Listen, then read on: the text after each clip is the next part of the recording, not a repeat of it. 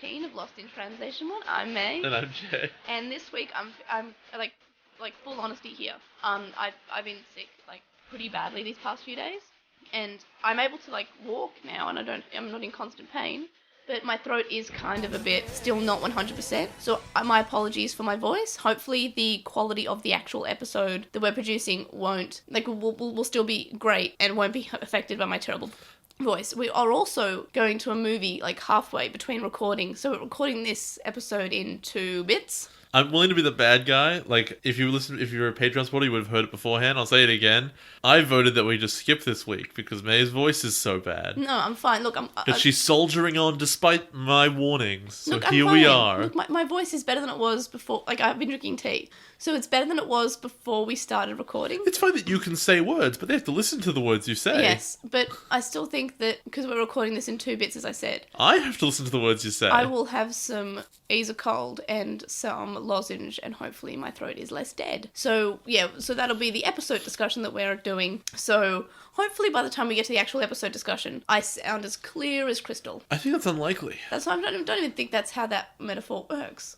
I mean, it can. So this week we watched Genius Toma Has Returned, Beat Meramon. Or the Neo TM of Marsu and Thoma. I hate you so much. And new team's first outing, Chase Jumojimon. Or Digital World Herawe Kame. Well, that actually is the wrong title, and so I gave you the segment guide with the correct title. What? It's on your notes. No, episode 114 segment guide says that the English title is The New Team of Marcus and Thomas. These are your notes. No, I said segment guide. You 114. wrote these. Yeah, I told you that they're wrong. No, you said Obnoxious Synopsis was wrong. That's not what this is. Yeah, I told you that the segment guide for last episode, my notes, and Obnoxious Synopsis all have the incorrect English title because I was given the wrong English title for the second episode and the first episode. So Wikimon is bad. I gave the English titles of episodes 4 and 5, and funnily enough, I remembered that the last time I gave the wrong titles was also the time that some children were going to the digital world, and that was in Tamers, and I gave the English title like the episode before by mistake.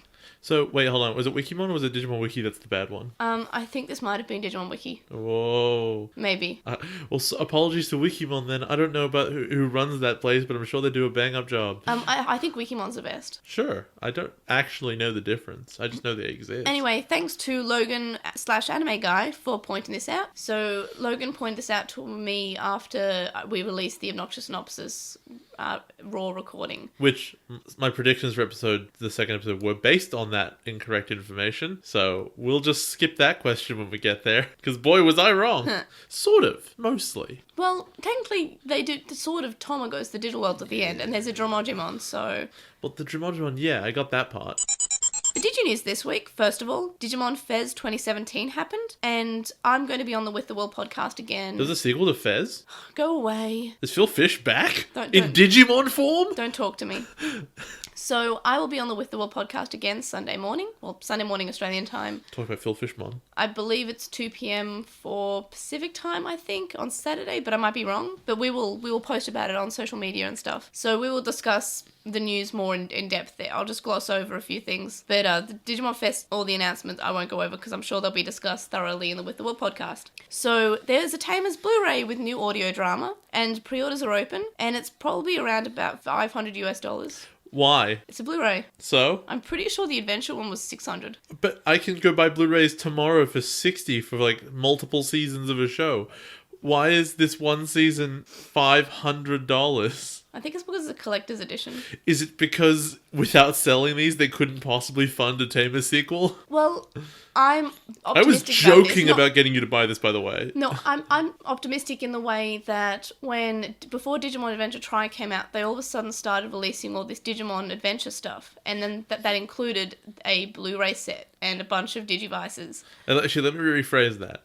I once upon a time told you when you explained what this was to me in general, along with this principle you were explaining now, or about to explain, and I said, "Oh well, you should vote for this money and you should buy that." I didn't know it was $500. Look, they need to fund Tamers too.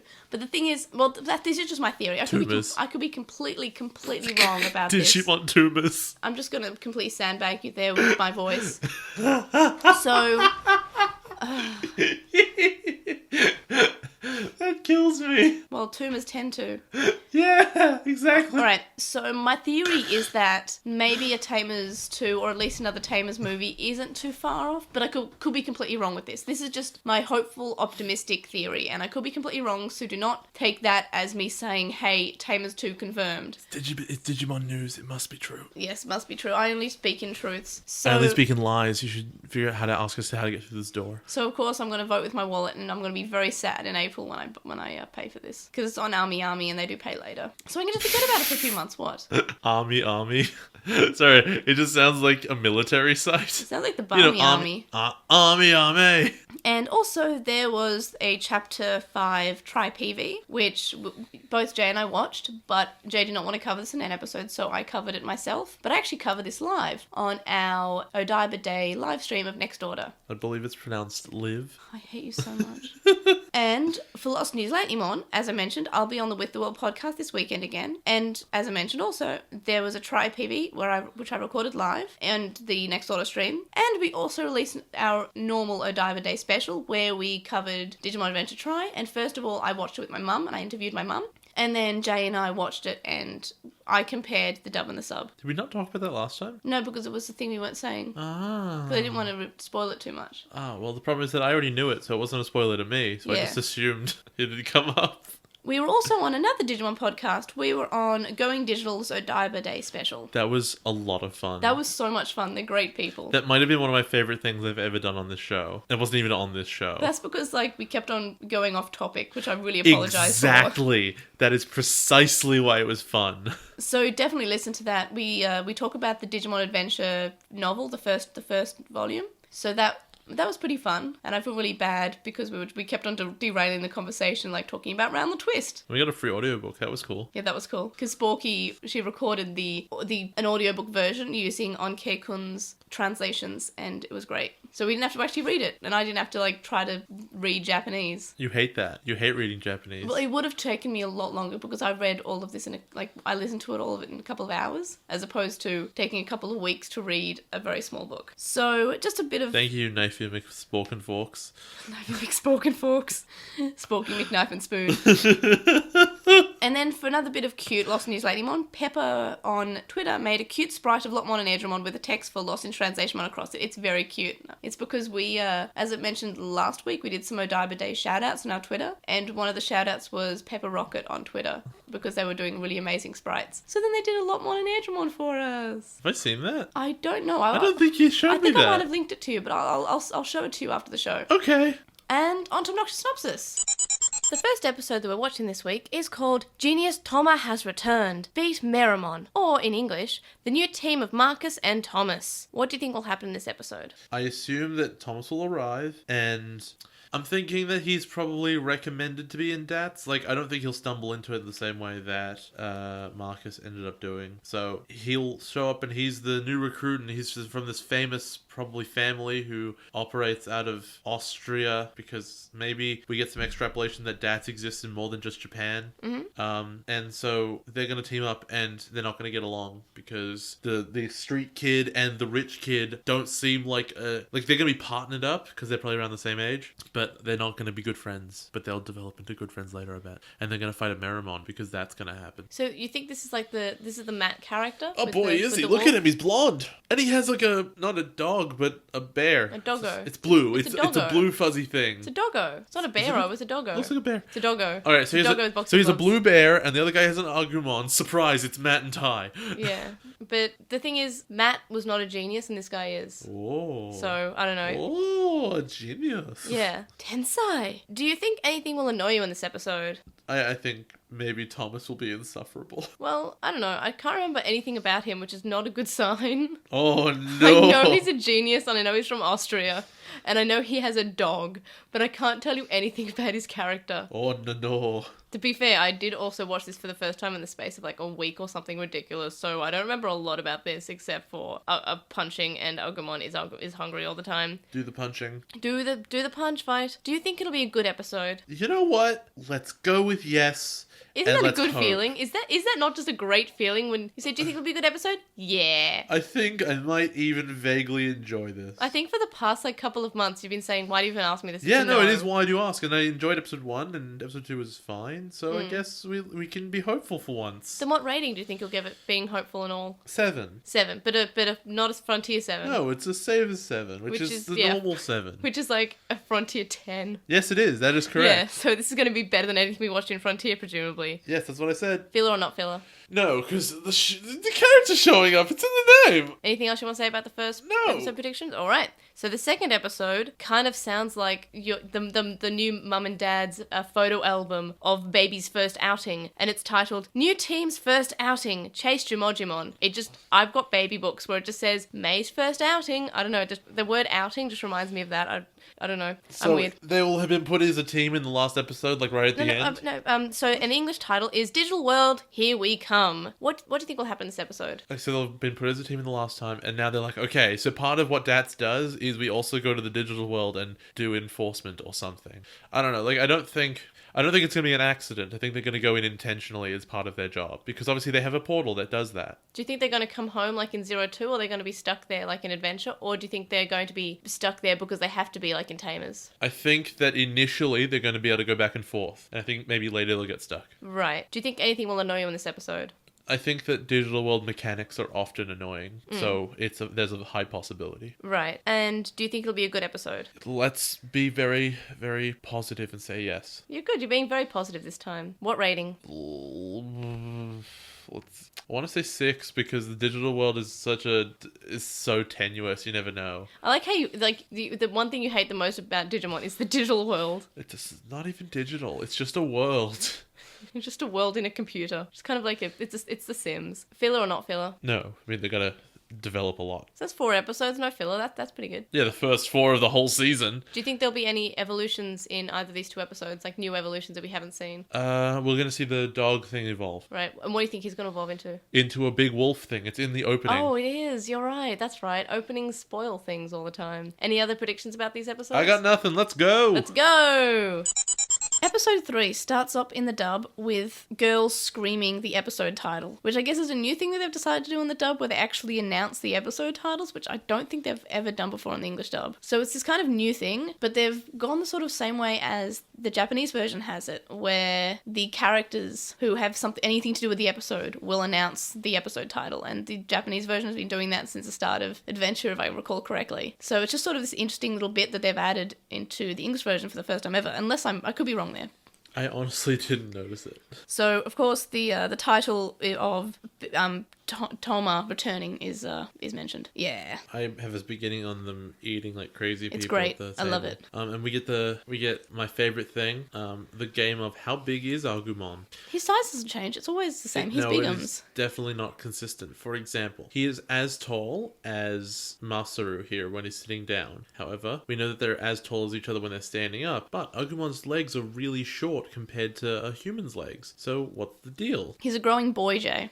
He should either be taller than him when he's sitting there or something. And also when he's in the car later, he takes up the whole back seat. Yeah, he's as bad as big as Jimojimon in the next episode. Yeah, but Masaru can carry him on his back. Okay, no, I see your point, but to be fair, this isn't the first time he tries that to squeeze size... into a basket. It's not the first time that size problems have been a thing in Digimon. I know, but this Agumon is just large enough that it becomes really obvious. Yeah, but it's not as bad as other Kabuterimon, who went from being like vaguely human size, like maybe a bit bigger, to kind of huge, and then to as big as a planet. Yeah, but that was never story based. To the extent where like, if Agumon in the backseat of the car was that size all the time, Masaru could not have carried him away from Yoshi in the first episode. Look, I just think he's very bloated because he ate all those eggs. Okay, his skull can't bloat. Okay, my next theory is that he also ate a bunch of Digi-Eggs. This was before the Digi-Eggs. God damn it. Okay, well anyway, point is this isn't the first time that Digimon have had inconsistent sizes, so I'm willing to forgive it. So Masaru and Agumon are eating breakfast, and Sayuri says how it's nice to see that Masaru is up so early on a Sunday. In the dub, Sarah's kind of a bit sassier about this. She's like, well, at least he's up before the crack of dawn on a Sunday. No, not the crack of dawn,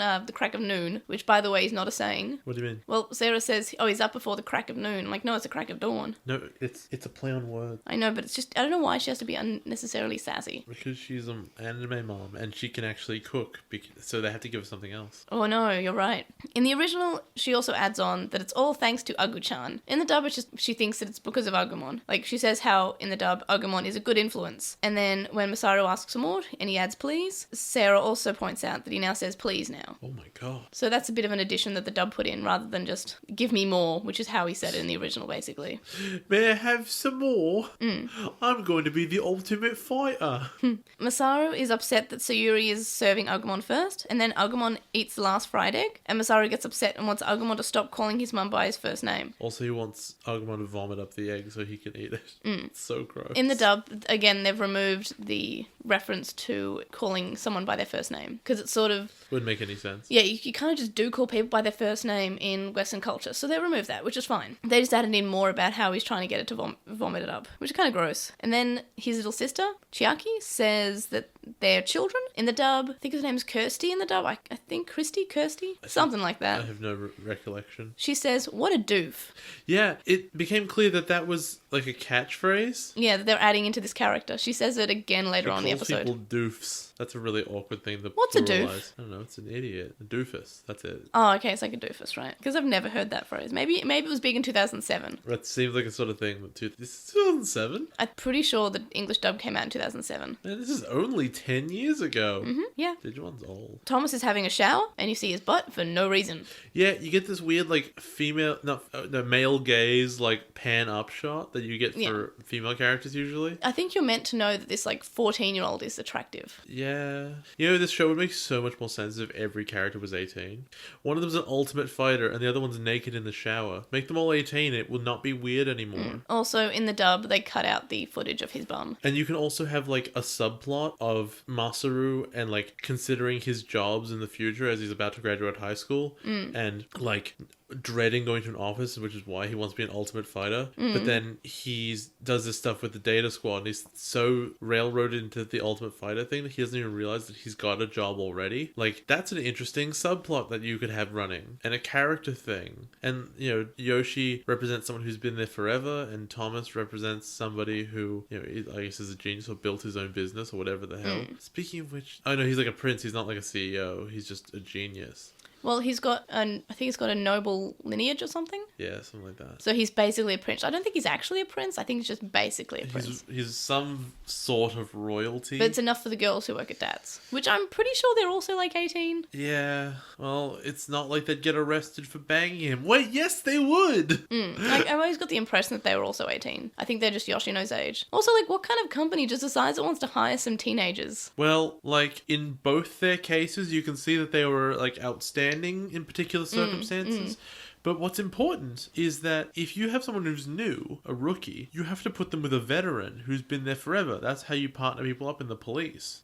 Thomas has been working there for 6 months. Even though he's senior to Masaru, he's not a veteran by any means. They shouldn't be partnered together. This is terrible management. Well, I believe they should have been partnered with Yoshino at least, because she can have like a watchful eye, but it's never actually said if she's part of the group or not. She just kind of is there. No, because they say you're partners. Partners, like, that's a two-person thing. And the fact they make a point of it means that them not making a point of her being involved at all means she's not. Which really sucks, because she's kind of just there being the team mum. I get the feeling there's too much distance between them and her, and which means that she's going to feel like a third wheel this entire show. I'm going to feel sorry for her. Oh well. I like her, though. If she had a personality, then maybe. We know she likes cats. And she likes stealing from 14-year-olds. Yeah, also that. That scene is so much worse in the context of their ages. Hey, 14-year-old, can you pay for my dessert? And he's like, go away. And she's like, haha, you did pay for it anyway, though. He didn't take it off her basket.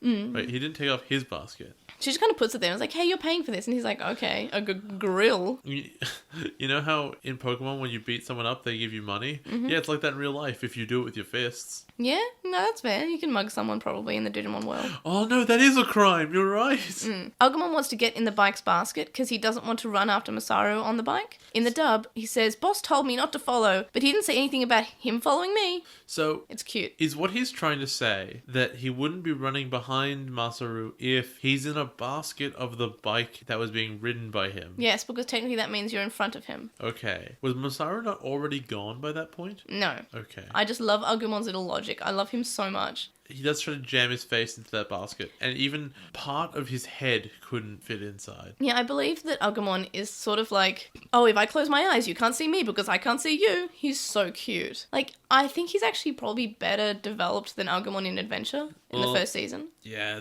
that one's just Ty. I really love you, Ty, and I also like food. And no, he didn't have that food thing until Try. He likes food. He's just not. But the thing is, his want for food is the same as all Digimon. He's just hungry. Yeah, I think he's at 150%. This one's at 300. You know. I know. I feel like it's not the case in Adventure. I mean, I think it is because this didn't strike me as weird. I know it struck me as weird. Like, I feel like this Agumon may have inspired the Agumon in Try because he's hungry reacts only. I think what it is, though, is that Digimon has a history of, I can't fight because I'm hungry. And it's always Agumon who does that, so... No, I'm pretty sure in Adventure we saw other characters say, oh, but we can't evolve if we haven't eaten yet. Yeah, but it's pretty much always Agumon. Or he's always there. I think it's because in the places where it was plot relevant, it's been Agumon because he's the main character. Yeah, exactly. That's what I'm getting at. But I feel like the actual character trait of hungry all the time may have been inspired by Agumon and Savers. But that's just my thought. I don't know. So Masaru gives Agumon a piggyback ride, and his Bluetooth headset is beeping. And he told Agumon to be a stuffed animal, so I'm guessing we're getting this again, except that Agumon looks nothing like a stuffed animal. It's a classic, isn't it? Also, like, they have this really convenient thing they set up for the plot, which is this Pokeball function, and they're like, nah, but we're not using it, though. Yeah, because Agumon says it's cramped in there, because he's fat. But I love him. It's such a weird thing, right? There's like, we've specifically inserted this function to make this easier to move around the world for the characters, and now we're just not going to use it. Though, to be fair, Dats also have the mind wipe ability. Yeah, but he doesn't. I don't think he's actually thinking this all through. I don't think he thinks anything through. I think he's saying, okay, Agumon, close your eyes and they won't be able to see you. Okay. Don't you mean that Agumon sees someone with their eyes closed and he goes, where'd they go? Yeah. So then Yoshino has a Digimon signal and Petit Meramon is causing some trouble and Masaru wants to fight, but Agumon's fire does nothing and Masaru can't punch them because they're too light. I mean, they're made of fire. Although that doesn't stop him later in the episode, so I don't know what it is. Also, Agumon wants to make him have the explodey thing because he doesn't know the name of the Digisoul charge. Yeah, neither do I. It's Digisoul or it's DNA. Yeah, but you know what? DNA you don't need to punch people to have. Yeah. It's DNA anyway. No, I don't have DNA unless I punch people really hard. Also, I love the idea because you've seen other people charge without having to actually physically punch a Digimon in the face. Masaru is convinced he has to. Yeah. He's convinced he has to land a punch before he can do it. So it may just be that's the case of he could actually activate it without punching, but I don't think he / wants to or thinks he can. It's clearly directly related to like fighting spirit, but he's just convinced that like he hits that right emotional point when he punches like when his fist connects. That's just how he feels. He doesn't have to, but he does. See, Toma just has to be a sassy, sarcastic, horrible person, and he gets his Digisoul out. Yoshino has to be a mum. Masaru has to be angry, reacts only, and punch someone. So Masaru fails and runs off the Petit Meramon, and the dudes who are around as witnesses get men in black. But more importantly, when Petit Meramon is being punched at, he's leaking fire everywhere, and this is important for later on in the show because they kind of did some foreshadowing. I guess. And I think it's kind of clever how we see the fire coming out of the Petit Meramon. What do you mean leaking fire? Like, because he's being punched, the fire's kind of spraying everywhere, so more Petit Meramon are being produced. Is that what was happening? Yeah, that's why Masaru blames himself. I couldn't understand that at all. I think you might have missed it. No, I watched it twice, and I'm like, I don't get why he's upset. Because, like, then the next scene is Thomas showing up with the egg, right? Yeah, but the scene I'm like, he got him. Yeah, but Masaru is punching the fire and the fire is spreading. We learn a lot about physics in this episode. This is basically physics 101. Punch fire and make more fire. And also, if you want to punch the fire, make it a bigger fire and punch it. Yeah, that's how physics works. If you punch a cat, there'll be more cats. Yeah. Also, Go out and try that one, kids. Remember the time in Adventure when Agumon and Piomon and all the other Digimon started launching their attacks at Meramon and it just made him bigger? No. Well, that happened, and they had to defeat him by defeating the Black Gear. Well, Bergermon had to, but the thing is, they were kind of making him bigger by making fire go at him. Fine, okay. But I guess Greymon was just bigger fire. It was more of a beam. So we go back to Dats, and in the dub, Yoshi says that nobody thought that Marcus could do it anyway, so he shouldn't be upset. And I don't know why, she's just really mean. Everyone's so mean. Why are they always so mean in the dub? Just protect this small child. He's annoying, but like, please protect him. He's pretty annoying. We find out that Toma defeated the Petit Meramon and is returning the egg to Dats, and the girl starts screaming. Oh my god, Toma is the cutest and the best and the strongest. We want his 14-year-old babies. It's so weird because I could be wrong here. They could be also like 14, but I was pretty sure prior to watching this that they were fully grown adults. Well, again, they both It's have hard to tell. exceptional circumstances, right? Where Toma's a crazy genius and Masaru fist fought a Digimon and won. And like, there's no unless then someone else is getting pointed out, there's no reason for them to be so amazing they had to be brought in early. See, these girls just have chess pieces. That's all they bring to the table. Boobs? No, their Digimon are chess pieces. Oh, We've not seen their Digimon. chest pieces? Chess pieces, yes. Oh, I misheard you. Yes, I'm sick. I'm not speaking correctly. It's chess pieces. All they've got are their chest pieces. That's chauvinistic. You missed the joke of them bringing chess pieces to the table. You know, chess table. That's what they bring to the table. They have the chess pieces. When you tell a joke, I'm sure I'll notice. Go away. Don't actually though, because we have a podcast to record. Oh, I was really excited. Agumon asks who Gaomon is, and then Gaomon just walks past him and ignores him and kind of makes a little laugh little noise. That's fair enough. And Agumon says it is a jerk. Actually, no, it's a joke. You don't do that to Agumon. You can do it to Masaru. He probably deserves it. But... Agumon doesn't. Agumon's pure. Poor Agumon. In the dub... Hi there, pal. Huh. No birthday present for that guy. See, I can actually do Agumon's voice because I've got a croaky voice. Nice. Gee, Blackwall Greymon, why don't you just have a salt? I should have done that. I regret everything. Masaru is mad because his prey was stolen. In the dub, Marcus just approaches him and says, hey, when I talk, you listen. You want to start something? And in the original, he's just saying, hey, want to fight? And Toma ignores him. And the dub edits in this little record skip of, this tense music. And then Toma just walks past him and the record goes, all right? Yeah, that was weird. It's like, all right, sure, we're doing that now. You're probably asking yourself, how did I get here? Well, I punched an Agumon. So Yoshi explains that Toma's really super, super special. And that he graduated university at 13, and he's got some royal lineage, and he's the best, and he's awesome. And the captain explains, actually, he's your senior. He's been around for a while, and, he's your senpai, more or less. And also, we sort of explained why he's here, why he has to be at DATS in Japan, because in Europe, the DATS in Austria has a lower frequency of Digimon problems, and there's a high frequency in Japan, so he's been sent there. So I kind of appreciate how they're actually giving a reason as to why he has to be sent there. Also, it's where his mom, it's somewhere he wanted to go. Also, so they give reasons, and I like that. And then, oh my god, Thomas actually turns and goes, my power level is so much higher than yours. Was that in the dub or the original? That was in the original. Oh, wow. Well, I know it was in the dub. Samson /Dojima /Oikawa /Henry's dad says how it's the Data Squad. What? He calls it the Data Squad instead of DATS. And I'm like, okay, you've name dropped the English title, but I don't think that's actually what you're called. Nah, that's it. Because the first one's Data and the last one is Squad.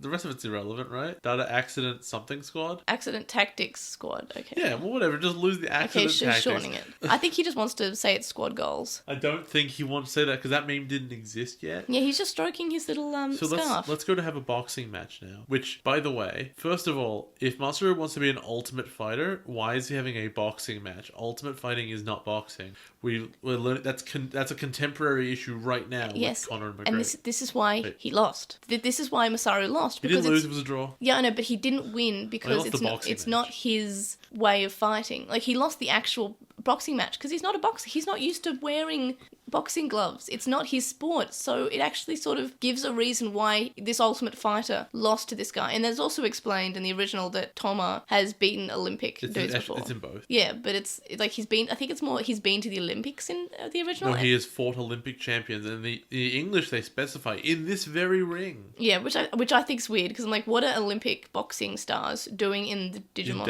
in the Digimon squad? So goals. I noticed that Masaru says no to taking a helmet, which which I'm sure is meant to make him look rash and stupid, but good on him. The statistic is that when they introduced helmets to boxing, head injuries went up because the theory is that people assume that because they have a helmet on, they can take more hits to the head. Yeah, but I don't think Masaru was thinking about that. No, but given the way he fights, he's probably better off without one. Also, something that annoyed me in this scene, and I didn't notice until like probably halfway through the scene, is that I thought they're all talking weirdly. It's because they have mouth guards in. Huh. And because it looked like they forgot to animate the teeth moving. So I was just like, oh, this is terribly animated. But then I realised it was a mouth guard. I'm like, oh, okay, they're just badly drawn mouth guards without any shading at all. Also, it should be noted, and I know I watched Hajime no Ippo, which is a really great boxing anime. So was this as good? No. I'm trying to get to that. So I understand I have an unreasonable expectation, given that was the entire job of Ippo, of what boxing in anime should look like. But having even the most basic understanding of what boxing should even kind of look like, Masaru looks like the stupidest idiot in the world in this ring. Like, what is he doing? None of what he's doing makes any sense. And Tama, who I'm sure is meant to look awesome and amazing, just kind of stands there and just like throws occasional punches, and it just works out. Really random. Yeah, so basically this whole boxing bit's dumb. Also, you missed the part where he says, hey, you should fire this guy. And then Masaru's like, hey, say it to my face. And he looks at him and is like, okay, you should be fired. Yeah, I was getting to that, but then we got derailed. So, yeah, so Masaru loses the match by getting counted out. I guess it's sorry, one more thing. During the fight in the original, Toma keeps on saying, hey, you put all your strength into power and none into tactics or strategy. In the dub, Thomas is asking him why he joined DATS. Yeah, I think the former was more interesting because it sets up the character. Yeah, because he's actually giving him criticism. Like, it's almost constructive criticism. And then I know that Masaru was kind of technically cheating when he, like, ambushed Toma and punched him way in the face, but man, it felt really nice to see that dude get punched in the face. Yeah, I do not like Toma. I was really worried that the guy would turn and, like, block it and be like, I'm way above you. No, he gets fully punched in the face. Oh, it's a good time. And yeah, so there's... Oh, this is when they name Petite Meramon for the first time. Yeah, or it's, I think it's Demi Meramon in the dub? No, it's Small. Small. It's Small. Small. S-M-O-L. Small Meramon. Yeah, it's Demi Meramon in the dub, yeah. So, Masaru is told to stay back, and Toma goes out to deal with the Demi Meramon issue. And Tom, I noticed, fights the same way Ruki did back in Tamers, where he's like, plan B, section A, steps 1 and 2. Like, he lays everything out, but he doesn't have any cards to slash, so he's just saying stuff. Yeah, I feel like compared to all the other lone wolf characters, he's probably the most like Ruki. Yes. Because I think Ruki's meant to be kind of annoying at the start of Tamers, and then she redeems herself. Sure. Because she literally says, I hate Digimon. Digimon are not real, they're just toys, basically. Yeah, she's so right, though. She is the protagonist of all of Digimon, isn't she? Shut up. And Yoshino's like Jen so far. Also, I noticed that the Dogmon speaks English. Yes, he says, yes, master. Yes, master. And in the dub, it's, so yes, sir, which is military. Yeah, that's what I picked up. I mean, I feel like he should speak German or something. Yeah, but I think it's one of those things where it's Japanese people don't know a lot of German. They did in Evangelion, kind of. Yeah, well, Evangelion's a bit special, isn't it? Yeah, it is very special. Do you think Digimon has the budget to learn some German? Do you think Evangelion had the budget to learn some German? Yes, that's why they ran out at the end. Let's just go black and white. I don't know. Let's pretend it's artistic. Let's just pencil draw it. It's fine. It's artistic. It's art. It's fine. Why did you spend so much money on German lessons? I just needed to know German, yeah? Look, it's all worth it. We had to animate lots of bright lights and lots of orange fluid that looked good. Trust me, okay? We had to hold on this one frame for 1.5 minutes while nothing moved, okay? I thought my DVD broke. I started looking away from the screen, so I couldn't really tell how long it was. Oh, I think it was like 3 minutes. The elevator scene's the same. Also, I noticed I've been watching Azumanga Daioh, and I'm pretty sure they actually might... I think that's the anime they reference that in. What do you mean they reference it? I feel like there's a scene in... I might be remembering this incorrectly, but in Azumanga Daioh, I think there's a scene where she's holding like up a biscuit, and she's trying to break the biscuit. Oh, I haven't seen that. I think it's in Azumanga Daioh, but I could be wrong. I have concerns now that I've watched 3 episodes of it. I'm a little concerned that it's doing the thing I hate, which is apparently what slice of life is, but I hate it. There's no story. Oh no, there's not. It's slice of life. It's just scenes. It's more slice of life than Lucky Star. Oh my god, I hate that. Because Gaomon was like fun and it had character arcs and a story. You know what has character arcs in the story? What? Digimon. Let's continue. No, it doesn't. It's crap. Anyway, so Masaru runs out of the room like an angry baby because he watched Tom just win the fight in 3 minutes, and then he falls down like a big weirdo. And then we actually see a bit of growth from him because Agumon's basically like, "Hey, it's okay. He's terrible. He's just a terrible person." And Masaru says, "No, you know what? I'm angry at myself." And he's admitting fault here. He's like, "Well, it's my fault. Maybe they're right. Maybe I do need more strategy." And it's this nice sort of like growing moment of him saying, "Hey, maybe I am too impulsive, and I love him. I will protect him. He's not a goggle kid, but I love him." And then he runs into the weird old man again. Yeah, who's just basically there to be plot convenient, but it's in a way that it's kind of charming. Yeah. I mean, I think like that. I think it's like that. Some people could say, hey, it's worse than anything that was happening in Frontier that we complained about. Well, if they explain him, then it will be fine. I feel like they do. Well, good. It would be super weird if you have this plot necessary character who is never explained. And so yeah, he has some weird thing about he's cooking fish. Because again, he's always doing like some weird outdoor thing. Yeah. And he's talking about how fire works. It's like, yeah, the wind keeps pulling it, putting my fire out. But if I use the wind, it makes the fire go real good. And this somehow inspires Masaru. And he's like, I get it now. I understand how to fight fire with wind. I mean fire. And I think the dub makes it a little bit clearer, though. It makes it too clear, where he's just like... Yeah, because the original, it is so vague. Harnessing... He goes, harness power, don't extinguish it. And there's a whole... He says a bit more, and it goes from good life advice that you could apply to the situation to more like pretty specific advice that just doesn't name the Digimon. Also, I'm just going backpedal a bit. I did miss on something. When in the dub, when he's saying how he's mad at himself, they added in him saying, I'm not the ultimate fighter. I don't know why they had to add that in. I felt like it's probably true. I mean, maybe it is in the respect that he's not good at boxing. I don't know. I just felt that was a strange addition. I don't remember why. Oh yeah. Then they go, Master, you don't go, and he goes, haha, I'm gonna go anyway. And doesn't listen. I'm like, Master, you can still get fired. Yeah, but I think that like they're laying out the fact that he is very impulsive. Well, he is. He may not be 100% stupid, but I mean, the fisherman did kind of just say, hey, this is what you have to do. Yeah, I really think he'd be scared of getting fired since they'd just send Agumon back to the digital world if he did. Yeah, but I think he's also not smart enough to realize that. Yeah, probably not. So he goes up to the Petite Mère and he's like, yeah, do baby burner, Agumon. And Agumon's like, that's stupid. He goes, just do it, okay? Just do it. So he throws a bunch of attacks and it makes the fire bigger and they combine into a Meramon. Which looks like it's a big mistake. So here's the thing, right? Uh-huh. When he was trying to punch Petite Meramon, what he was saying was basically, Petite Meramon's made of fire, so my punches don't hit him because he's made of fire, right? Mm-hmm. Okay, Meramon's made of what? Fire. So, no, I as much as I think it's really cool that he punches Meramon right in the face... Look, I think the problem is that Petite Meramon's too light. But I think the punches dub... through him. I think the dub wasn't as honest, I don't think they use the right terminology to say why he couldn't punch him, but the original was, oh, he's too light, he keeps on flying away from me. Oh, maybe. Anyway, so he punches him really hard, and it's cool. Although, kids, life lesson, don't punch fire, it's a bad plan. Yeah, it seems like I feel like he should have maybe looked at his hand and it being like slightly burned.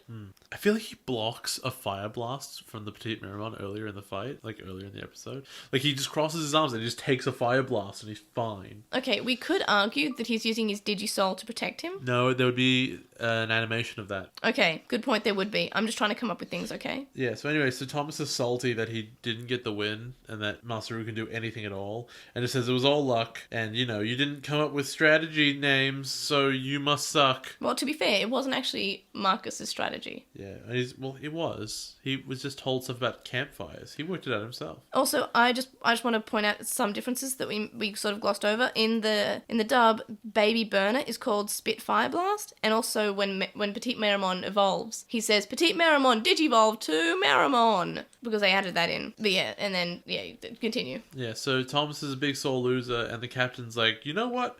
I'm gonna make you guys wacky partners. There's impulsive, angry ultimate fighter and genius annoying antisocial boy. You'll be the original odd couple. I feel like this has happened in other media before. It has, but it's just, I mentioned it before, it's nonsense. They shouldn't be partnered together. It's bad management. Also, I feel like I would have preferred if he said, and Yoshino can come along because she's the mum. You know, like, you'll be in the squad led by Yoshino. Like, just make it so that the veteran has something to say. Yeah, because I feel like Yoshino's just kind of there. She just sort of is part of their team without actually being told that she's part of the team. Yeah, she seems to follow them around, but not do anything. Well, Lalamon puts some criminals asleep. Why is she there in the first place? Because she's one of the main characters, I think, probably. Yeah, I know, but like in kayfabe, man. Because there has to be a female character. Okay, well, you got me.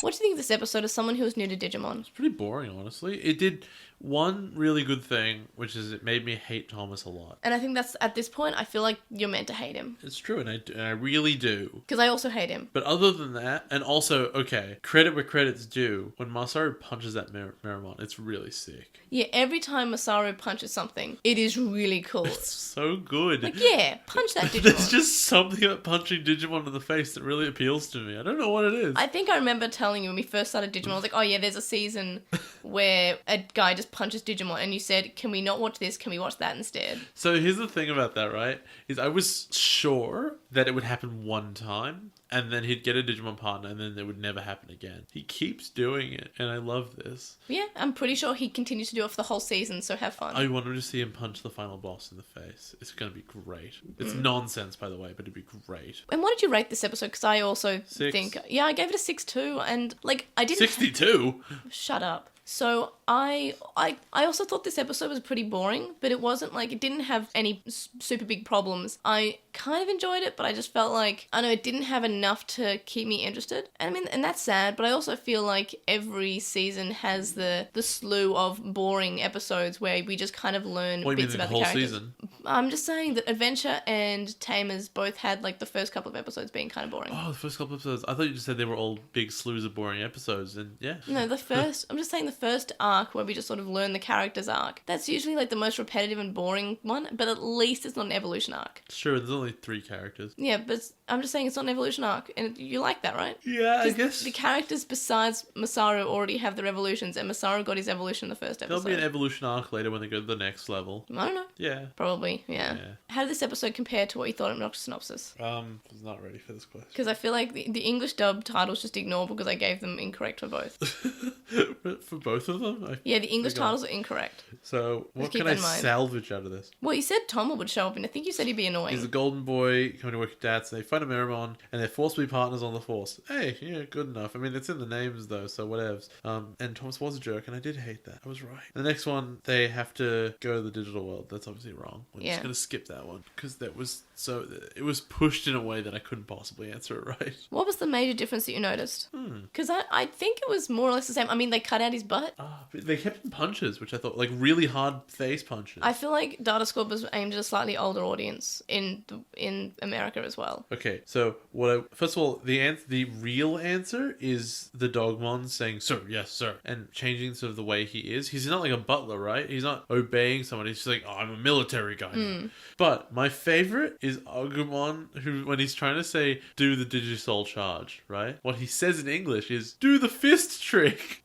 No, and he said explodey thing in the original. Do that fist trick. I quoted it. Yeah, but in the original, he says do the explodey thing. That's not as funny as do that fist trick. The other difference that I noticed calling people doofs? No, it was when they're fighting and Toma is saying, look, you put all your power into strength, but you don't strategize and you don't use tactics. And then the dub is just saying, look, why did you even join dance? You probably joined it for the wrong reasons. You're terrible. You joined it for the wrong reason of they pestered you until you joined. Also, there's like 100% less child butt. Yeah, okay. So there's that. I'm sorry you missed it so much. I did not.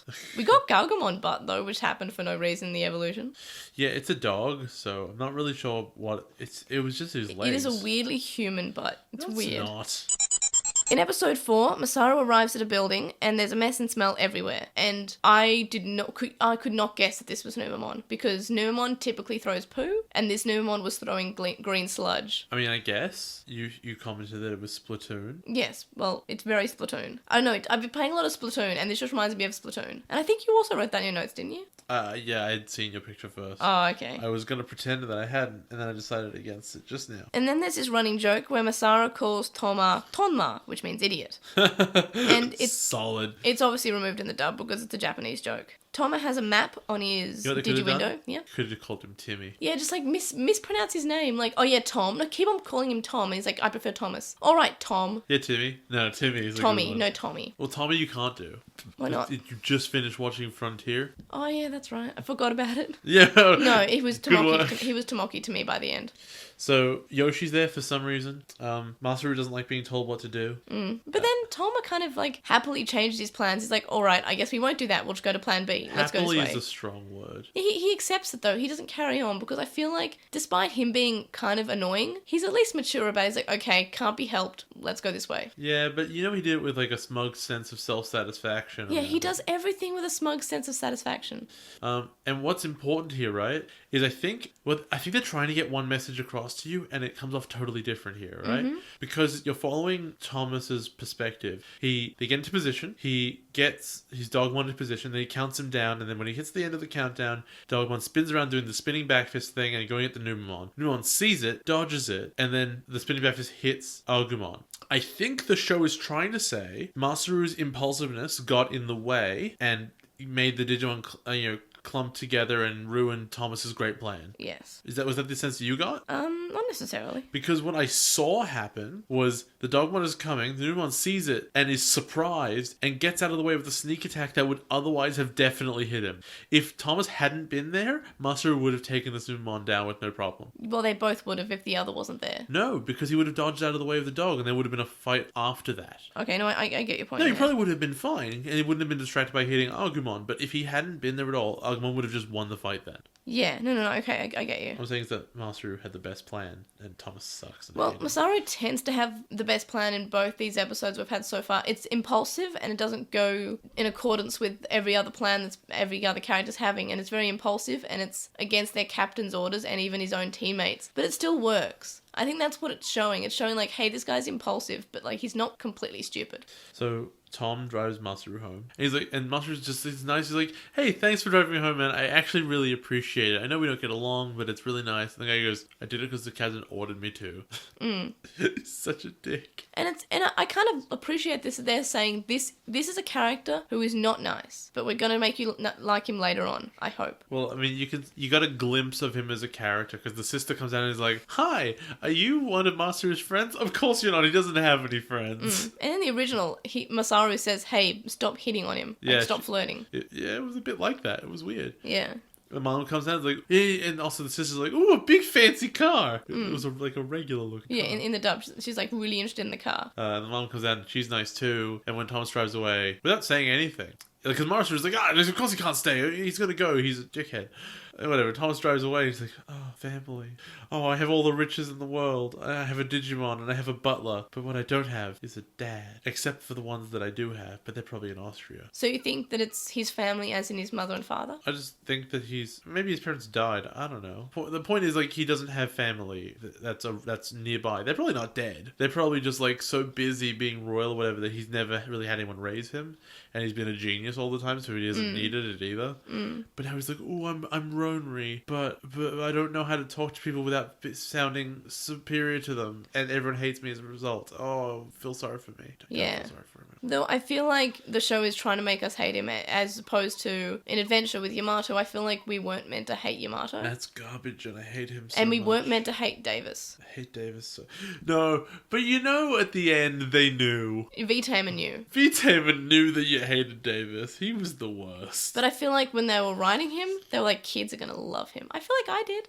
I feel like I still do. You're the worst. I am the worst. I'm the problem. I'm everything that's wrong with Digimon. Also, I noticed Masaru's family like everyone better than they like Masaru. That must suck. I love everyone though. No, but they like Agumon, they like this guy, they like Yoshi. Yoshi and this guy they've met them for like 2 seconds and they're like, oh, we like you way more than our son. I think it's just because they're hospitable people. Yeah, maybe. We cut to a bank robbery, which is in progress. progress. Yeah. And it's such a weird thing because it's such a mundane look. There's a bank robbery. I had to ask, where the Digimon at? What is this show? And because it's like, Dats couldn't show up to stop a robbery, so what was the deal? It kind of broke my brain when the guy's like, yeah, I ordered this safe cracker on eBay. Yeah. No, I like this. No, it's dumb. Because it's in 2007 where you could get, like, everyone was starting to say, oh, you can get so much stuff from the internet. Yeah. I mean, it was a bit before that as well, but I think 2007 was when it became slightly more common for people to start buying things on the internet. So what annoys me here is what this thing is essentially is one of those like red bar scanners, except when you put it up to the the number pad, it works out the numbers. Yeah. Sure, whatever. Let's just assume that works. He walks inside, drops it on the ground, and somehow this scanner shoots signals at the door to close. Okay, I think it just breaks, and because it's something that he ordered online, it's not necessarily the most workable thing. But How did the door close itself? I just want to point out some things we missed. So first of all, something I like is that in the original, the kid is calling the older guy Aniki. Yeah, just like Agumon does. So it's kind of like this cute thing. I mean, look at these adorable bank robbers, aren't they sweet? So also in the dub, when the older guy is explaining, hey, look, I got this thing from the internet, it breaks into safes. And the younger one says, hey, do you think you can get me a date too? And he says that you can't do the impossible. So then a Drumojimon shows up, and I love him. And Drumojimon can understand them, and they're kind of amazed by that. But whenever they say something to him, Drumojimon is only able to repeat one word of what they've said in the sentence. Because it's not an intelligent Digimon, particularly. Like he's saying, drill? Oh! Like I think he understands a few words, but he's not as intelligent as Agumon or Gaomon or Lalamon. Yeah. And in English, he just says full sentences. Yeah, and they kind of make him say, oh, look, I have friends now, that's really nice. And I think that kind of takes it away that he is this monster. Yeah, I agree. Because, and Digimon have often had this in Adventure. I remember when we had Seedramon and Kawagamon, they didn't talk in English. And then later on when we had the monstrous ones, they were given lines in the dub and were kind of just monsters in the original. Oh, kids, get off my back. I will send these children to hell. Remember when Leomon said that? It was terrifying? No. He said that in the original. It was terrifying. I'm sure someone was terrified, but it wasn't me. It was me. I have a heart of steel. So then the older one asks if Drumojimon can drill a hole, and Drumojimon gets so excited, and I love him. He likes to drill holes, even though with his weird narwhal-shaped face. I love him. If he drilled into a surface, his skull couldn't fit through that surface. I don't know. He couldn't fit his own skull through the hole his own drill drills. I love him, and I will fight for him. Okay, fine. He's not real. He is one of my favourite Digimon. Not real. I think it's because I have quite a lot of nostalgia for Drumojimon because he was in the Digimon World game. Yeah. I love him Nostalgia's so much. poison. Yes, but I love him. So he drills a hole, and then the bank robbers and Drumojimon escape. And then in the original, we get the intro song, and it's like, I almost forgot that it was going to happen. I was kind of like, whoa, okay, we're doing this now? Alright, let's jump in, let's do the shonen. So then after the intro song in the original, which of course in the dub, the intro is at the very start of the episode, Dads get the alert about the bank and how there's a Digimon there. Hey, have you noticed something weird about this scene? I know you can't see it in front of you right now, but they have a video of Drumojimon digging underground. I think it's just from one of their studies. Presumably, this is Dads, and they have done scientific studies on Digimon to know this much. But how is the camera traveling underground? It's not the same Drumojimon. Okay, that's an... I feel like it's a scientific experiment where they've just strapped a camera to like a wall, or maybe it's a small camera that's following him against the side of the hole. What? Look, I just think that they've just done science. Okay, that's a weak explanation. You can't argue with science, Jay. You can actually. That's kind of the point of it. Now, you can't argue with facts. That's true. But you can argue with the scientific method as long as you're arguing back with the scientific method. Okay, but still, facts and science are the same thing. So this is science, so it's a fact. No, science is the pursuit of facts, which means the end result of science is the same thing as facts, but science itself is not. Well, Digimon is the pursuit of happiness, and Digimons are forever. Digimon is not the pursuit of happiness. If Digimon was the pursuit of happiness, I'd enjoy doing this. I have a fever, let's continue. Okay. So then they say how they found this electronic scanner at the scene of the crime, and it opened a Digiport. Why can it do that? Because it's digital, and it's completely digital. I would laugh if the story was there was like a shady shady eBay seller who sells like junk electronics that open warps to the digital world. Would not be surprised. That'd be so weird. That'd be cool. I don't think that's what happened, but I think that's really cool. Would you not be surprised because you've already seen this show and you know what happens? I don't remember. Okay. But I feel like that'd be really cool if that was the case. So, the thieves are in the car with Dromogimon and they want to use him, and the Dromogimon repeats a word from each sentence that it said. And I kind of love this, and he's so cute. He's like, help, drill, hole. He's like Father Jack from Father Ted, but Drink. more polite. But we can't say some of the words that he says. girls. Women's knickers. I can say that one at least. Then Dats find out the type of Digimon and do a little Digimon analyzer thing, and they give lots of specifics about how fast he is. Like, he can run at 60 kilometers per hour when he's underground. That's not run. That's very not fast. Running. Well, it's swimming in the dirt. Mm-hmm. In the dub, they just say he can run at huge speeds. They're not really specific about it. Big speeds. The biggest speeds. You've never seen speeds like these. We have the best speeds. Masaru is late because he had to trick his mum, and Thomas says, yeah, you should have just stayed with your family. Wrecked. And he doesn't have awareness. And Yoshino says that he's right, and that Marcus cares about is the fights. What's she even doing there? Well, she's the mum. They had to have a female character. Okay. So Masaru gets on a PC, an alarm goes off, and then the investigation records are deleted, but Toma backed it up because they said they need to take such precautions because such a bumbling idiot's around. Okay, so this is confusing because this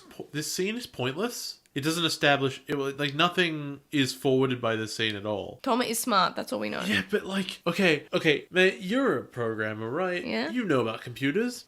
If you don't have access to something, it says you don't, like, if it says here access is illegal, let's say as an example, you need administrator access and you're not an administrator, how could you still delete it? Okay, so I have a feeling that it has that sort of lockdown thing that some phones have, is if you get the password incorrect enough, it wipes the data. So I just feel like Marcus was just stabbing along to the keyboard and it just said, oh, too many tries, deleted. Okay, well, keeping in mind smartphones didn't exist. I know, but I think that's the thing that's happened in lots of computers as well, when they have this software installed where they can delete things if you have too many login attempts. So you're telling me that the Digimon Accident Tactics Squad, their system is so bad that if you just type space and enter like 4 times to get the password wrong, it will delete their entire system. Okay, I feel like that, if you say like that, it's bad for an intruder who just says, well, I just want to delete the data anyway. Further, in Japanese, it makes it sound like it is all investigation records. Yes. In English, they specify this record of this most recent thing. But in Japanese, they're like, you deleted everything. Oh, I just got the impression that it was just these investigation records in the original, but I could be wrong. I got the sense it was all of them. No, that's to make fair. a big point. Then it's and specifying. then, when did Thomas stick a USB key into the system and copy the investigation records? I like to think he just did it earlier to say, I bet Masaru... No, okay, this is what happened. He planted something on that computer and he says, according to my calculations, Masaru would sit down here. I'm going to make it delete everything when he sits down. That makes more sense, and honestly. I'm going to back it up on this disc. That actually makes way more sense. Because here's the other thing, right? If it was illegal for Masaru to access the records to delete them anyway, why was it not illegal for Thomas to get over there and copy them? I guess he has higher clearance or something. No, he doesn't. They're of equal rank. That too. But I still think that it's because Toma did a thing and he's trying to get Masaru fired. Okay. So in the dub, when everyone's praising Thomas says, well, it's easy to look this good next to Marcus. Dick. He's so mean. So the 3 of them are tracking down the Dromogimon, and Toma is mad that Agumon isn't in the Digivice because it's all cramped in the car. He's very big. And Agumon says he hates it inside there because it's cramped. Thomas says that one annoyance is enough, and Yoshino says they should remember they're a team, and they have to both get along. And then they both say at the same time that they don't approve, and Yoshino says that's the only thing they can agree on. Then when we get to see what the Dromogimon's doing, he's drilling a hole at the ATM. It annoys me that when the bad guys say, no, they just say, like, we have all this money now, and the guy goes, no, maybe they just say they're gonna be rich. Yeah. Okay, no, my complaint doesn't count. Because the Geronimo goes, absolutely rich, and I didn't catch that he was doing a direct repeat. Yeah. Because I'm like, how does he know what being rich is? Yeah, he just repeating, so I think that's good in this situation where it's actually showing he's mindless. It's fine. So Yoshino and Toma realize they're Digimon, and in the dub, I noticed that Lalamon doesn't sing her name when she gets realized.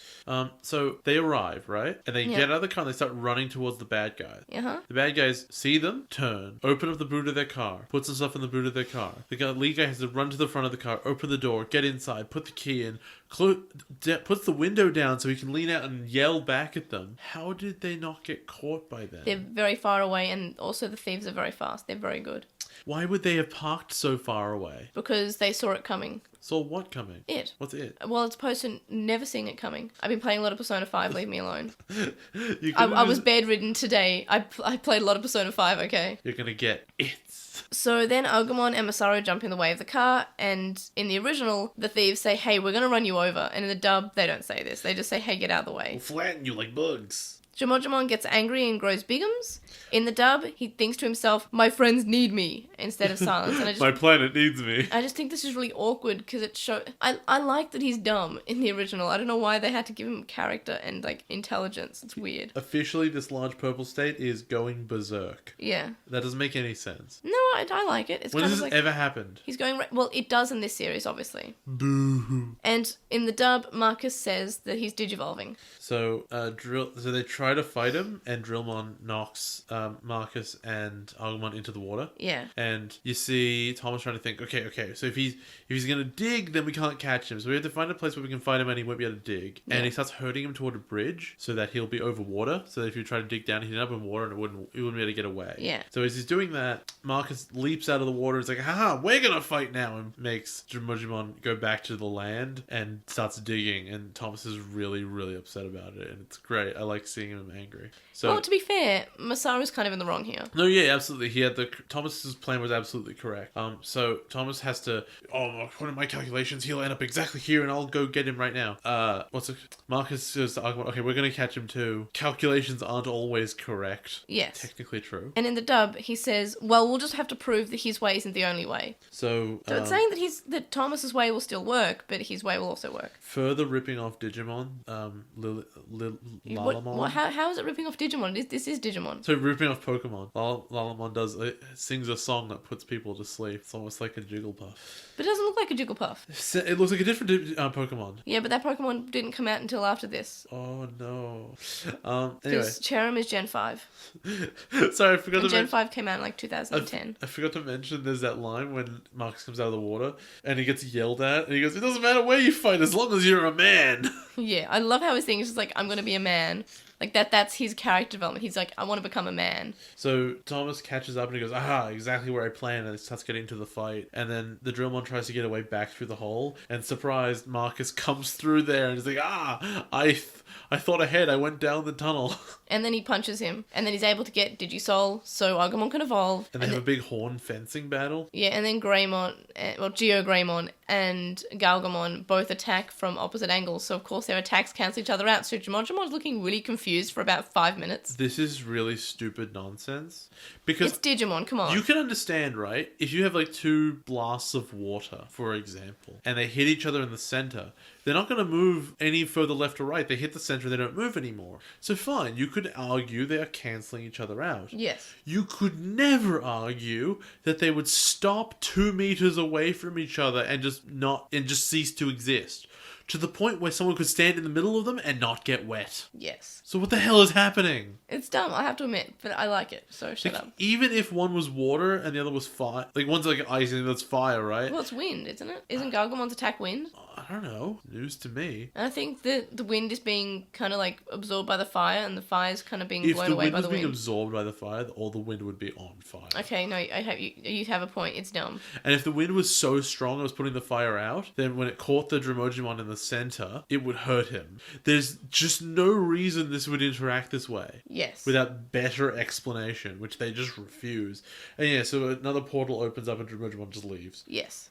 So Tom requests from Worst Captain Ever that he be able to use the digital dive to go to the digital world. Which is what they've been using to transport the Digitama back. He argues for this because Dromojimon knows a lot about the human world now and might agitate other Digimon to come over, especially because the barriers are weakening or whatever it is. I don't care. And then Yoshi's tricked into leaving the room when she's staying late at night so that Tom can use the digital dive without permission, and we end the episode. Except in the dub, when we get ending credits that spoil things. Did you watch the ending credits in the dub? Because they spoil some things. With the credits? The ending outro in the dub. I mean, they always do that. I know, but it spoiled more. It's the next time on. No, it's not next time on. It's like the outro as in like the outro ending credits. It's not the next time on. It's after the next time on. What? No, I don't know. Okay, good. Don't watch it. It's full of spoils. Oh, okay.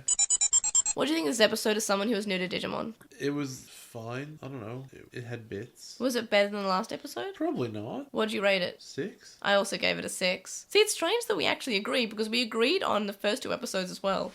Yeah. Which is good. It means that maybe we're agreeing on the quality. Maybe that means that our reviews are adequate. I don't know. Accurate is the word you're looking for. Accurate. It's our reviews are adequately accurate. Good enough. How did it compare to what you thought in Obnoxious Synopsis besides my mistake in the dub titles? I can't tell you. I thought it was based on the idea of them already having gone. Yes. So I don't know what you want from me. I worked with false information. And what was the major difference that you noticed? Because there weren't that many differences in this episode. I guess Chiaki wasn't flirting. That would do it. For me, you want to know? It's kind of minor, but it's the very end of the episode. Original goes like this: Is that Thomas? Like she's not sure, and in the English she's like Thomas, like she just knows. And I think that I know it's not clearly going to be a mystery or anything like that, but it changes the tone of the ending significantly. Also, like, I do think that they said that he erased all the files. Yes, okay, that too, but I didn't honestly find that many differences in these episodes. I felt they were fairly accurate to each other.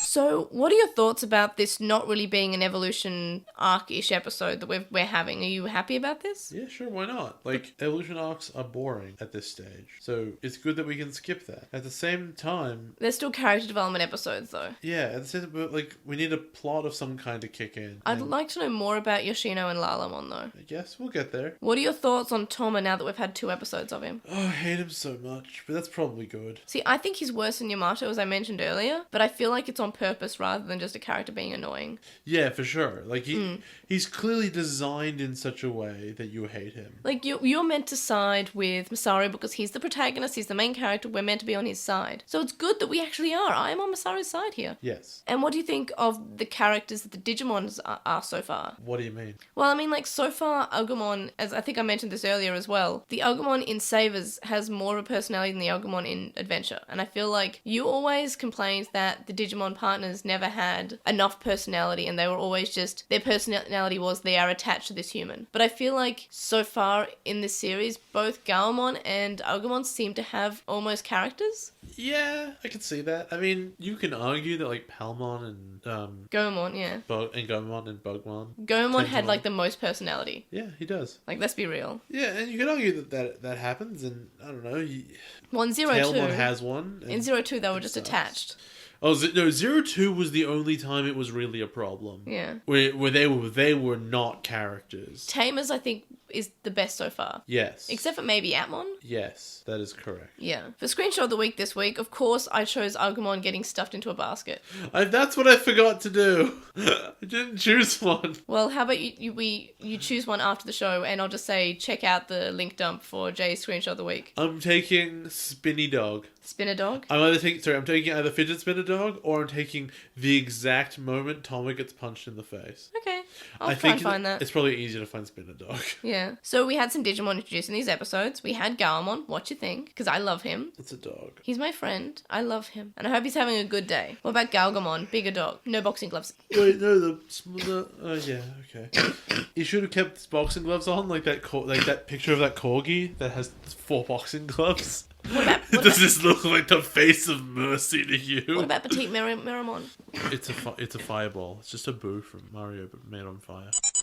For Postmon Pat. First up, we will go on to the weekly poll, which this week was, would you join DATS? Yeah, hell yeah, or nah? We got some comments. One from Jason, who says, nah, while having a Digimon partner sounds fun, DATS is pretty strict.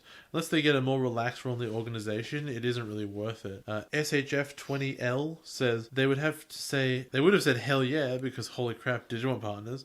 But then again, there's the life risking and the imminent death that comes with fighting abnormally sized creatures from another dimension. So a simple yeah will suffice. And last one we got was from Anime Guy, who says, I would do a hell yeah, because not only would it be a ton of fun having a partner, I would be able to work with others who have Digimon partners as well. It'd almost be like the role play in real life. So that's the Slack chat role play, which Logan's part of. What were the results? So we had 24 votes total. That's high. And the winner was at 14 votes, which was hell yeah. Yeah, of course it is. The loser had 4 votes at nah, and yeah had 6 votes. Well, how would you respond? Because I would say hell yeah, because I love Digimon. I would say yes, because I'm smart enough to know you can work for DATS and not be a field agent. But I'd want to be a field agent. Why? Because I'd get to fight with Digimon. I'm Masaru here. You can fight with Digimon anyway. You just don't have to be a field agent, and it doesn't have to be your job to do it. I'd want to make Punchy Punch. Whatever. We have mail. You have mail. In fact, we have Gmail. We got one from Ryuchi. This is from last week. Did we miss one? Oh, it was regarding Odaiba Day. Yeah, so I didn't put this in last week because we hadn't released our Odaiba Day special yet. So regarding the Odaiba Day special, they also found Daigo's voice to be weird. They don't like Meiko, but her English voice actor is good. Other parts where Daigo suggests a travel-based job and Sora helping with costumes there to support the season 2 finale. That's what we think. Koshiro hasn't graduated already because in Japan students can't skip grades. I did not know that. Taichi's dad is implied to be on the scene. Also, wait a minute. But isn't the character of Toma in Savers that he graduated university at 13? That's correct. So, alternative facts, I guess. Taichi's dad is implied to be... Oh, no, he was in Austria, though. Yeah. He might have been in Austria. Okay, good point. Oh, and Naito was in America. Yeah, okay. No, that's maybe. fair. That's fair. So Taichi's dad is implied to be on the scene, despite not really being seen outside of the prequel, because his mother always says we. Interesting.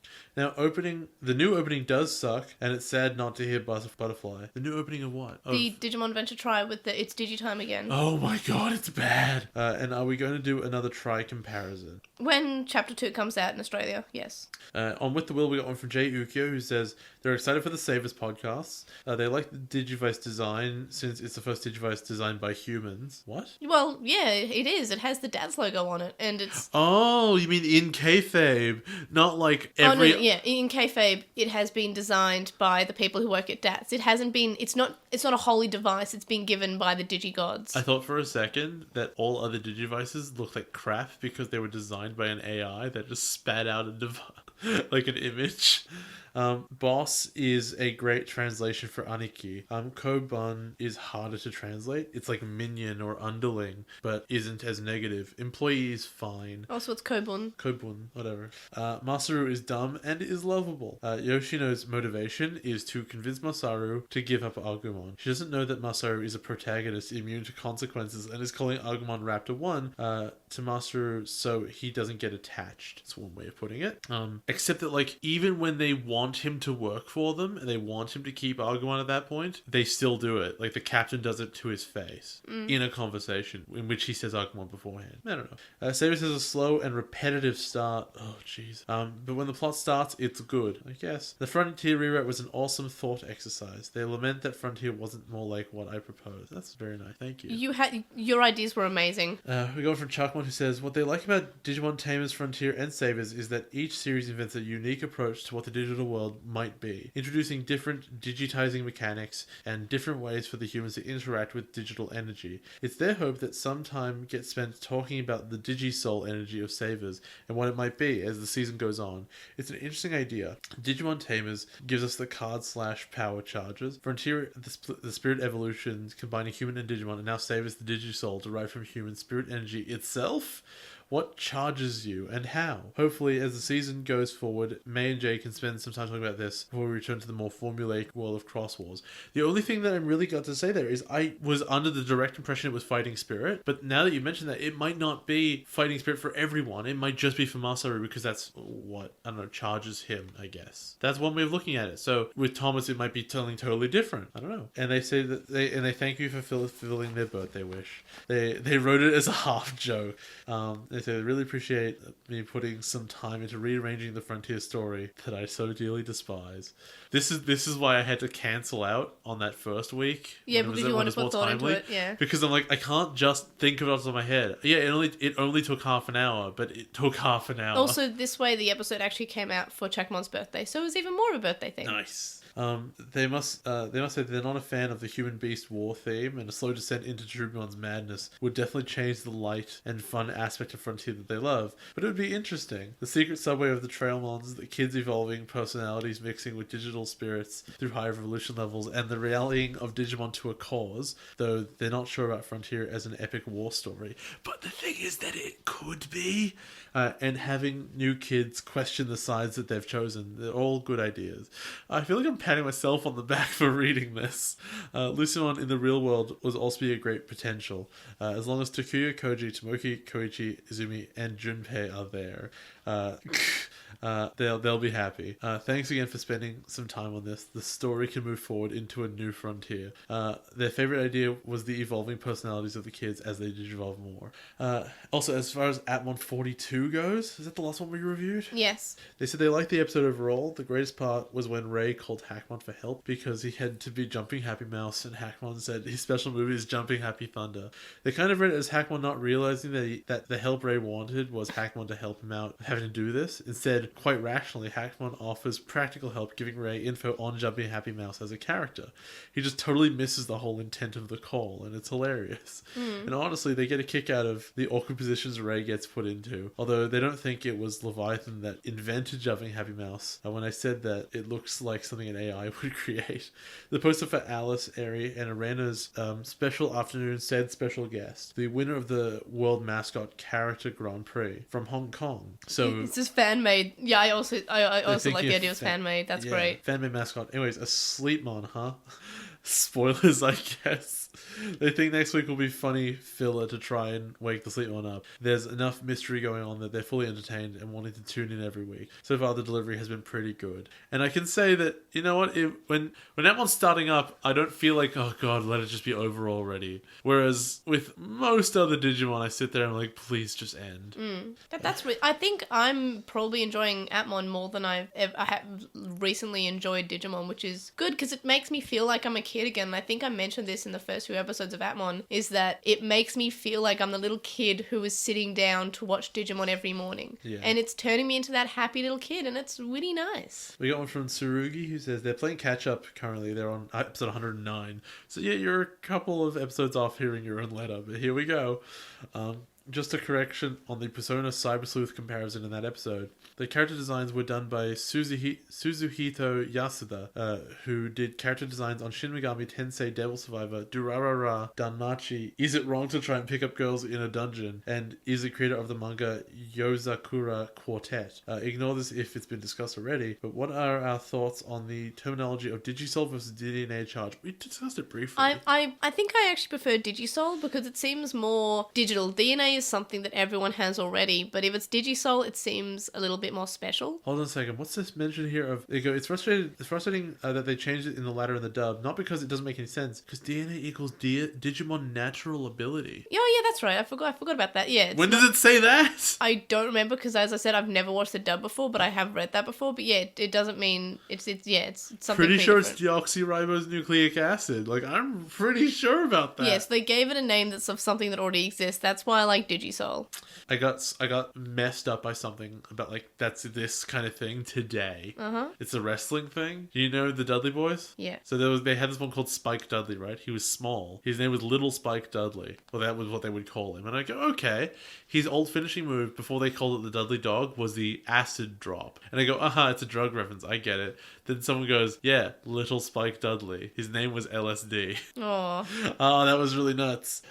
So because Digisoul was used in the English version of the Digimon it's also World like Data TNA. Squad. Yeah, exactly. Total non-stop action. Definitely nothing else. Continue, sorry. Known as Digimon Savers Another Mission in Japan, they can only assume the game was dubbed before the anime and things changed in the writing process. I don't know any of those details. I really want this game, but it was never released on any PAL system, if I recall correctly, so I'm really sad. I have no thoughts about the difference between the references to Digisoul and DNA Charge. It doesn't mean anything to me. I don't care. It means so much more to me that he gets a glowy thing around his fist to show that he has fighting spirit than what they call it. And then they use some Digivices for crap. They basically swipe as though they're cards, and it doesn't mean anything. He just punches dudes, and it's cool. We got one from WildWing64 who says the name drop of Heightened View Terrace in Try was a nice Easter egg. However, and they could be mistaken having only watched the dubbed version once, they believe that the name drop also creates a continuity error. We know that the dub name for Hikarigo Oka, but the what's it called?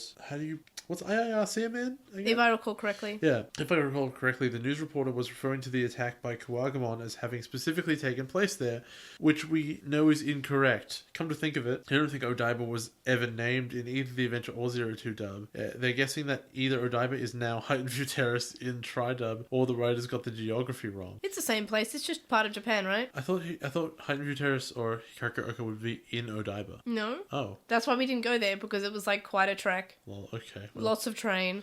Too many trains just to look at some buildings and a sign. fair enough. And on the subject of locations, Savers is actually set in Yokohama rather than Tokyo, also making it the first entry in the Digimon franchise to not be set primarily in Tokyo, as far as real-world locations go. I like that. McGann says they remember Time mentioning Odaiba when he was trying to hail a cab. One little change they liked was when Agumon responds to Tai's worries, instead of saying, "I don't really know," he says, "I'm sure you'll figure it out," which felt a little closer to his quiet wisdom in previous series. You know, when he was speaking to Blackwall Greymon about souls and friends. Oh my god, and being an uncle? A real boy.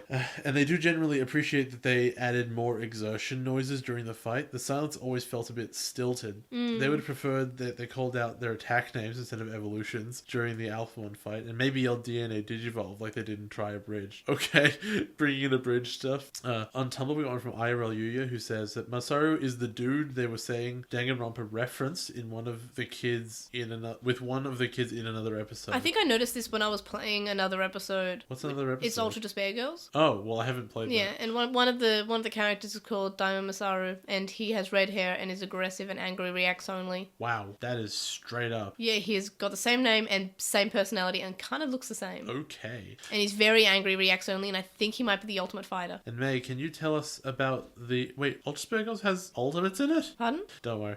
So May, can you... Oh! What? Oh, no, yeah, I remember those. The kids, yeah. Yeah, little kids. The ultimate grade school kids. Yeah. I think I know what you're talking about. Oh my god. That's so weird they might have just ripped that character out. Anyway. I think it's a reference. I wouldn't say Can you tell us about the Data Link Digivice toys, since we all know you have at least 3? They're wondering if it's worth it to look for one on the cheap, since a certain later model of it is their favourite Digivice. Yeah, 100%. So there's the Data Link and then there's the IC. I think I prefer the IC because it's actually a standard VPET, but the Data Link's still pretty fun as well. It has sort of a quest-based system and isn't entirely based on how well you take care of your Digimon. Also, they censor poo. Like, it's just, like, censored marks. It's really weird. But I would have to say the IC is better. The Data Link is actually harder to find on eBay because there are so many fakes running around. So I would very highly suggest getting the IC because I think it's a lot better. So, you got Anonymon who says... No, I was still talking about it. I thought Sorry, that was a no, conclusion. I was trying not to cough. No. So, yeah, the IC has... You can get it... There's 2 versions. There's a version 1 and a version 2. And the version 1 have some different Digimon. They're mainly based on the main 3. And then there's other ones that just have random Digimon from all over the place. And that's still cool, though. And I think the colours in the version 2 are better. But I feel like it's probably one of the better Digivices because it's not a pedometer, which I do like pedometers, but I also think I prefer VPET. So it depends on, do you want a quest-based system or do you want a VPET? But just keep in mind it may be harder to find the Data Link one as opposed to the IC. Sorry, you can continue now. We got one from Anonymous who says, do you think Oikawa will ever be addressed in Try? Instant answer, no. I hope so. No, it should be. Because it should be. I don't think it will, though. Also, Blackwall Greymon. Also. So, they found it a little weird that, like everything else from 02, he seems to have been forgotten about despite ascending into a cloud of butterflies, supposedly to protect the digital world from future dangers, which obviously he sucked at doing. But with the reset of the digital world, does that mean he's straight up double dead? I sort of expect to see glitchy butterflies as part of there's something wrong aesthetic, but alas. Yeah, not only did he die and his spirit go up into the sky, his spirit now doesn't exist. Yeah, no, maybe they'll just address, Obikawa's dead now. I hope they actually address him because I feel like he did a pretty big thing. They've basically barely addressed the 02 kids. You've seen more of Ken than anyone else, and it wasn't really him. Also, wasn't he meant to be protecting the digital world or something? Like, he had a seal over the digital world to protect evil from coming back? So were the crests, and they didn't do it either. Yeah, I think that was a temporary thing. I don't know. So was he. I don't know. And Blackwall Greymon also did it to seal the gate, nah, but that was crap. It immediately, it actually happened 2 episodes later, so I don't know. So we got one from Ellie Vork, who says, in the original, Agumon specifically says that he's becoming Masaru's follower, not because he fought well, but because Masaru was the first one to ever treat Agumon like an individual, which would mean a lot to him, given that DATS treated him like a prisoner. Sorry, the Institute treated him like a prisoner. It might not be DATS, we don't know. I don't know. It probably is DATS. It is DATS. And a monster, and used a code name rather than his actual name. They like that it's not just Masaru's fighting ability, but him not being an accepting, non-judgmental person that made Agumon respect him. This is lost in the dub, in which Agumon makes Marcus his boss just because he matched him in strength, even though matching him wouldn't really make him his boss. They also notice the significant difference in the part where Yoshino is listing off facts about Masaru. Instead of just saying he lives with his mom and sister, in the dub Yoshi says, "You live with your mother Sarah and your little sister Christy, who looks up to you even though you generally act like a jerk." Which A, is way more creepily much information that Dats has about him, and B, no, he isn't really a jerk at all. He might be an idiot with a penchant for punching things, or a punchant.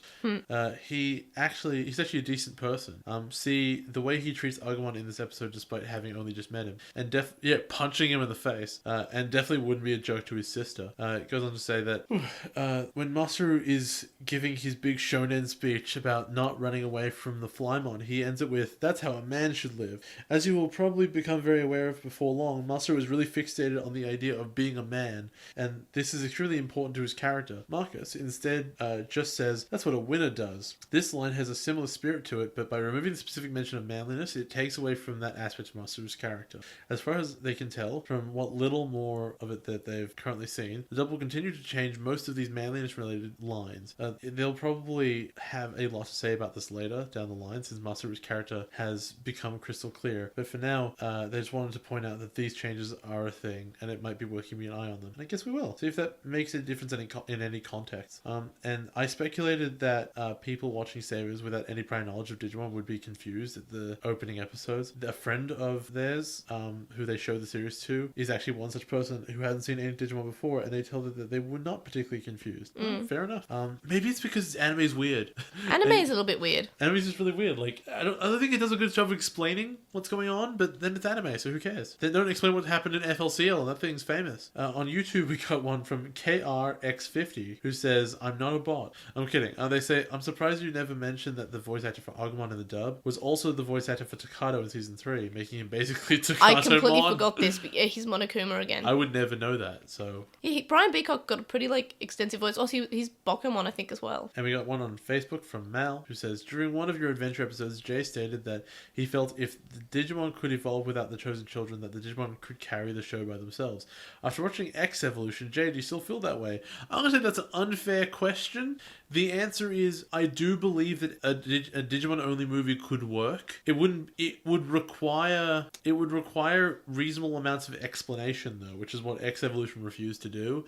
It just assumed you knew everything, which is why I said in that review it would have benefited from having at least one human around for them to explain stuff to. I don't think that the human needs to be the main character. I just think it needs to be there. However, I think that a show could totally work with Digimon only. I think a show could work with Digimon only really well if it's Digimon in the real world trying to make it and trying to deal with stuff and being like the Ninja Turtles and dressing up in trench coats. That'd be cool. It'd be cute. They also thought that a Digimon show or special with only Digimon would be interesting until they watched X Evolution. There's something about the dynamic between the Digimon and the human partners that makes the show work. To them, it's without those bonds and interactions, the world doesn't feel as interesting, as demonstrated by X Evolution. No, I really think X Evolution's failure was that its story was convoluted and it refused to explain itself. I think its problem was that it was a movie and not maybe an OVA of a couple of episodes. I don't agree. Equaled it up to 2 hours altogether or 3 hours. Also, all the characters were boring, but that's not because Digimon are inherently boring. I think it's because they didn't have enough time to give them any characters. I don't think it's that. I just think they had no will or intention to. It felt like a long movie. It's so fast to give someone a character. Do you know how easy it is to give someone a character? I will recount it to you right now. We just watched The Fifth Element for the first time. Yes. Right? We got introduced to the character of Corbin Dallas. We learned so much about that character in the span of about 30 seconds. Oh yeah, definitely. Which even one shelf told you everything you needed to know about this character. Yeah, just looking at his apartment. You see a military cap. You know he's you know that he either is or was a military person. He's got a bunch of trophies and other awards. You know he's a particularly talented individual. He's got a bunch of old photographs around, which means that probably these things happened a long time ago. So it's something that he deals with in hindsight. It's something that he's proud of, but it's not something he does anymore. And yeah, it gives you a sense of time going past. That tells you tons about his character, and it tells you a bit about his personality. personality as well, that he holds on to all of this, and that he's proud, and that he's skilled and all of that stuff. But it told you that in 2 seconds visually. That's all it took. Okay, no, okay, I see your point. A movie is so much time to show you who a character is. That's why movies work, because they can manage it. It's when it's like one episode or something you go, okay, you wouldn't have enough time. I don't think it is okay to make excuses for X Evolution. I think X Evolution is bad, and they could have made it good, and they didn't. Okay, I see your point. So I just want to apologize for being relatively quiet through Postmon Pat, because we're done with Postmon Pat. It's just that my throat's kind of dying, so I didn't want to run the risk of dying more than I already have on the recording. And I'll try to edit out as much as I possibly can, but I feel like there was quite a lot of death coming from this part of the recording studio. Alright everybody, join us for the next episode of Sayuki Reload Blast. Break into the digital world. Drumojimon's Trap. Or Digital World, Here We Come. Now this sounds familiar for some reason. The Masaru Agumon Combo Terminated, Gale and Gararamon. Hey, Garurumon's here. Or The Ultimate Team, no more. That was sweet pronunciation. So for Weekly Wonders this week, I'm going to suggest 2 things. One is just a simple one that you can probably just look up. It is a mini exercise bike. I bought 2 of these, one for work and one for my desk at home, because I was not exercising as much. Now I have a new PC. So I got one of these. They were really cheap. It was like $20. So you put it under your desk and you cycle, and it fits under your desk, and you can do things on the computer. So it's very, very efficient. So I just pedal all day at work, and it's great. Except when I got sick, and then I'd stopped doing it.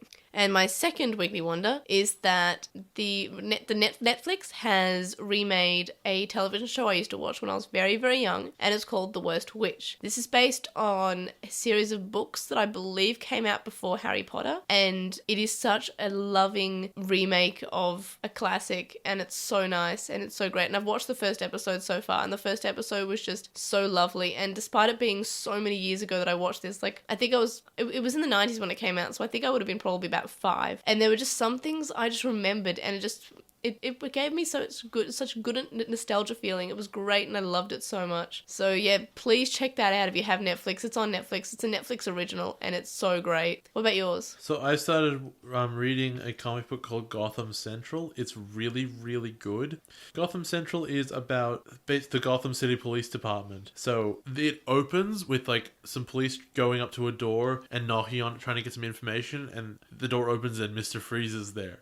And like it's the regular police officers trying to deal with the monsters that like Batman has to deal with all the time. Uh-huh. And it's really well written. The characters are really interesting, and there's such a cool tension around like the interaction between Batman and the police. Mm-hmm. Like they talk about him all the time, and they don't want to call him in for help, and they talk about the policy where like the police can't officially recognize that Batman exists still, so they can't touch the bat signal. They have to get a receptionist to do it because she's not a police officer. Mm-hmm. It's really, really good. Like it's a police procedural, but it's in Gotham, and it's sick. So you can find our link dump linked in the description. And this week's weekly poll is, who is more wrong in their behaviour, Toma or Masaru? You can find our screenshot of the week and our weekly wonders also linked in the description and in our link dump. And our Redbubble is also linked in the description, and you can get more than just shirts. You can contact us and stay updated. You can email us at LostinTranslationmon@gmail.com, or you can comment on this episode or message us on SoundCloud. You can follow us on @TranslationMon on Twitter, and you can find us on LostinTranslationmon on Tumblr, Facebook, Instagram, and YouTube. We have a discussion thread on With the Will and a Reddit thread in the Digimon subreddit, and we'd really appreciate it if you would review us on iTunes, Stitcher, or whatever podcast listening service that you are using. We also have a website, and you can vote in our weekly poll there, and also check out the schedule of upcoming episodes. You can also donate to our Patreon, which is linked in the description and on our website, and you can do that from as little as $1 a month, and $1 a month gets you access to this Slack chat group, but there are also higher levels that gets you things like unedited episodes, exclusive notes, and more. Skype calls with May and Jay. You can do that if you want. You can discuss topics. They could suggest topics for us to discuss. I'm very sick. Leave me alone, Jay. And thank you to our current Patreon supporters. Sam Krieger, who has a podcast called The Moncast, which talks about Pokemon and Digimon. Stevie, who is also Stevie Patamon on Tumblr, and is currently taking commissions. Wuchinglong, who you can find at twitch.tv/Wuchinglong. Metal Mimimon, Joe, Penguin Mage, Anime Guy, who is Anime Guy Kurosaki, and the #1 on YouTube. Chuckmon, Ishwa Bamba, Hiro Olado, who is at Hiro Olado on Twitter. Jason Morosky, Ryuchi, who is Frost Moragic on Archive of Our Own. Stephen Reeves, who is at Wobbling64 on Twitter. Twitter, Kaidawashi, Mac, Noam, Riku, Shisai, who you can follow at Shisai236 on Tumblr, Corey, Kyle, the Lady Bugman, whose anime blog you can read at bagubaragu.wordpress.com, Small Wolfie, who is on Tapastic as Small Wolfie and has a comic there called Eden of Melancholy, Tom, Glitchgoat, Azrael McCool, Nicholas, Gene Hackmon, Matthew, Anthony, who is at AntoClassic on Twitter, Lizmet, who is Elecmon on Tumblr, Sithobi, Ellie Vorg, who is Ellie Vorg on Tumblr, and Sporky McForkenspoon. Or, what was it? What did I say? Knifey McSporkenforks. You can also make a one-off donation on our PayPal, which can be found linked in the description. It's paypal.me/airjamon, and make sure to let us know for the podcast. We'll see you guys next time. Bye!